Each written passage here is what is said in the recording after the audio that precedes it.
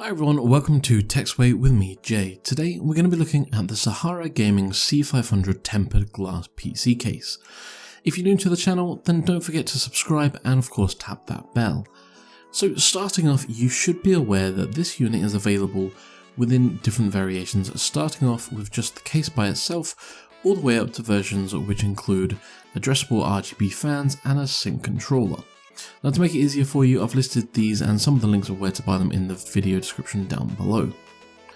Now the model that I have configured for this review is the C500B-DS, which features include 3 tempered glass panels that's located on the left, right and front of the case, 4 120mm SaharaGaming Pirate Turbo RGB fans, which of course are addressable as well, and 1 standalone and sync fan hub, which can support up to a maximum of 10 fans total.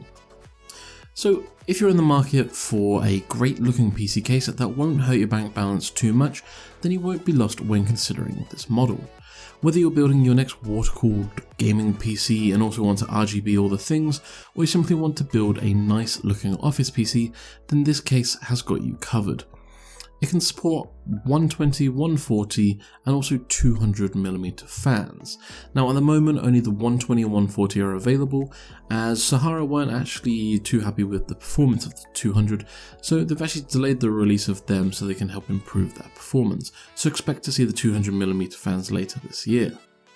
Now it can support a GPU of up to 360mm, a PSU of up to 170mm, and a water cooling ranging from 120 to 360mm. Now there is an RGB switch built into the front of the I/O panel, several USB 2.0 and a 3.0 port, and finally for your storage, you're looking at a maximum of either 3 2.5-inch or 2 3.5-inch drives going in there. Now this does lead me on to a few problems that I did find when putting a motherboard and PSU into this case. Now the PSU is side mounted from the right hand side, but in order to fit a fully modular Antec HCGA50, did have to sacrifice the 3.5-inch hard drive cage completely from the case.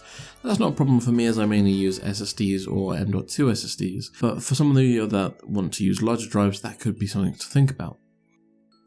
Now it should be said of course that your experience will vary depending on the components that you use, and apart from those two essentially very small issues, I found the case allowed cable management to be an absolute doddle. For cable management, I would recommend using some nice looking modded cables. It will just help it look a bit more aesthetically pleasing, but if that isn't in your budget then it's not to worry. The tempered glass panels on this case are actually darkened, so that can actually help hide your rat's nest of cables on the right hand side if needed. Now on the bottom and the top of the case you're going to find some dust filters, with the top one actually being magnetic, which is what I quite like because it's very easy to take off and just clean. The other one you basically just have to fold out very gently and it will quickly pop out. I think it's obvious from the build quality and aesthetics that SaharaGaming are keen to build on the success of their previous case, the P35.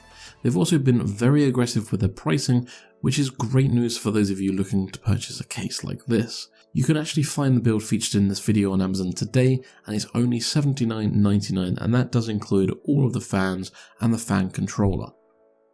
Now of course links will be provided in the video description down below, so now you've seen the C500 case from SaharaGaming, drop a comment down below and let me know what you thought of it. Is it something you consider for your next build?